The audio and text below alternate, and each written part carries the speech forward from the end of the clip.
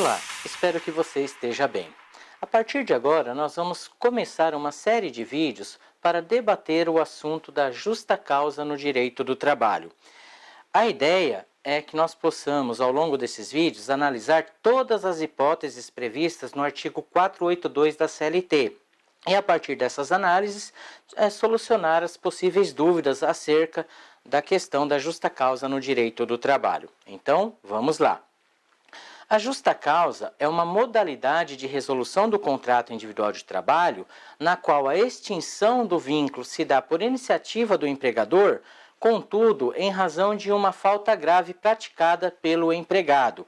Ou seja, nós vamos ter a figura da justa causa quando o empregador decide rescindir o contrato individual de trabalho em razão de uma falta grave praticada pelo seu empregado. Para que isto ocorra, é necessário que o empregador observe 5 elementos. Quais são eles? O primeiro, a gravidade.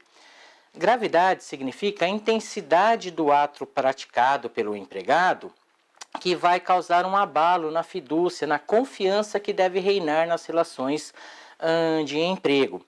Então, o empregado ele pratica um ato faltoso de tamanha gravidade que vai inviabilizar a continuidade do contrato individual de trabalho. O segundo elemento diz respeito à proporcionalidade. O que significa isso?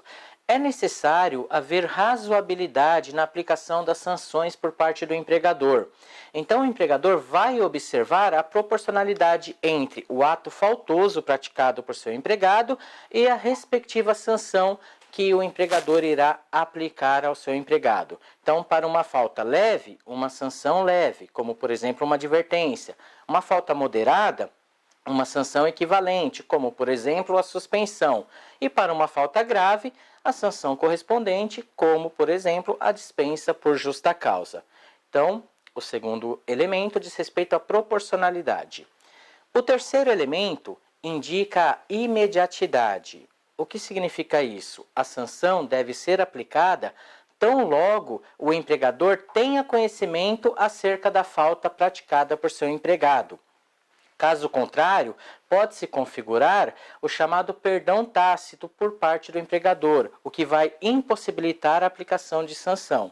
Então, por exemplo, o empregado no dia 4 de agosto comete uma falta, o empregador fica sabendo desta falta cometida no próprio dia 4 de agosto, ele deve tomar as medidas cabíveis de maneira imediata. Caso contrário, pode-se configurar o perdão tácito, o que vai inviabilizar a aplicação de sanções por parte do empregador. O quarto elemento diz respeito à tipificação legal, ou seja, todas as hipóteses de justa causa estão previstas na legislação, de modo que o empregador não pode criar novas figuras de justa causa. Apenas o Poder Legislativo é que tem competência para criar novas figuras de justa causa. E por fim, nós temos o quinto elemento, chamado de non bis in idem. O que significa isso? Não pode ocorrer uma dupla punição pela mesma falta cometida pelo empregado.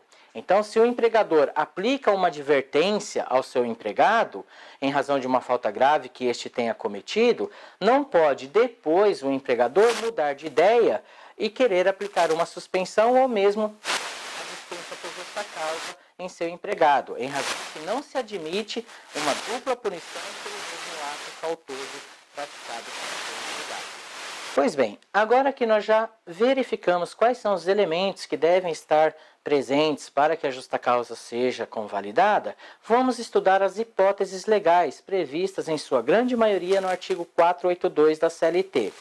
Este dispositivo legal diz o seguinte: artigo 482 da CLT. Constituem justa causa para a rescisão do contrato de trabalho pelo empregador. A linha A, ato de improbidade.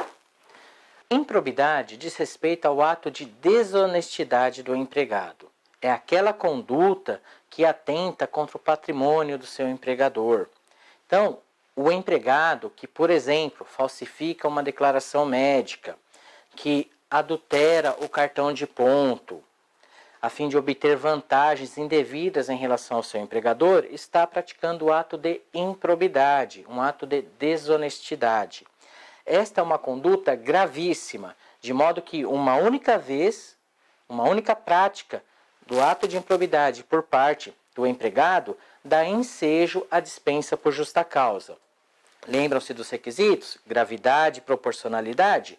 Falta gravíssima, aplicando o critério da proporcionalidade, a sanção pode acompanhar, de modo que a justa causa é possível, mesmo que tenha ocorrido uma única vez. Então, a linha A cuida da hipótese de improbidade, é o ato de desonestidade do empregado. Já a linha B, do artigo 482, cuida da hipótese de incontinência de conduta ou mau procedimento. Incontinência de conduta diz respeito ao desregramento sexual do empregado no ambiente de trabalho.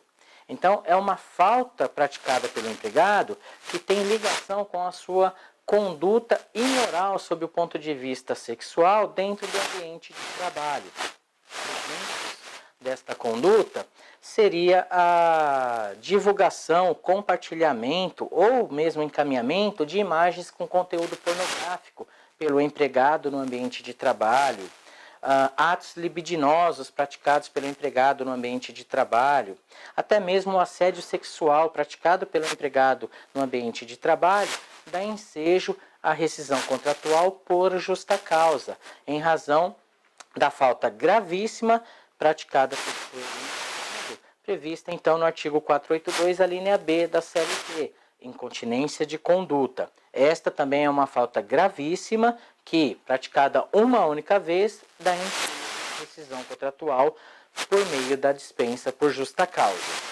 A outra figura, também prevista na linha B do artigo 482, diz respeito ao mau procedimento. O mau procedimento é uma infração do dever social de boa conduta, é a violação do dever de urbanidade, aquela conduta irregular do empregado, mas que não se enquadra em nenhuma outra das hipóteses especificadas na lei. Então, quando o empregador percebe que seu empregado está praticando uma conduta que não é adequada, não faz parte ali do convívio que deve haver no ambiente de trabalho, mas ele não consegue enquadrar em nenhuma das hipóteses especificadas na lei, pode enquadrar como a figura do mau procedimento. Exemplos: a falta de educação e uso de linguagem inadequada pelo empregado no trato com os colegas de trabalho, com os clientes do empregador, dentro do ambiente laboral. O empregado que, por exemplo, empresta um equipamento do seu empregador para terceiros. São condutas que não estão expressamente tipificadas no artigo 482, mas que também não se espera do homem médio, que não se espera que seja feita pelo homem médio. Para essas situações, o legislador então deixou esta figura mais ampla, chamada de mau procedimento, também prevista no artigo 482, a linha B. Então, nós vimos até agora os requisitos para a dispensa por justa causa e duas hipóteses legais previstas na linha A, improbidade, e na linha B, incontinência de conduta ou mau procedimento. Nos próximos vídeos, continuaremos esse nosso bate-papo sobre as demais figuras de justa causa. Nos vemos em breve.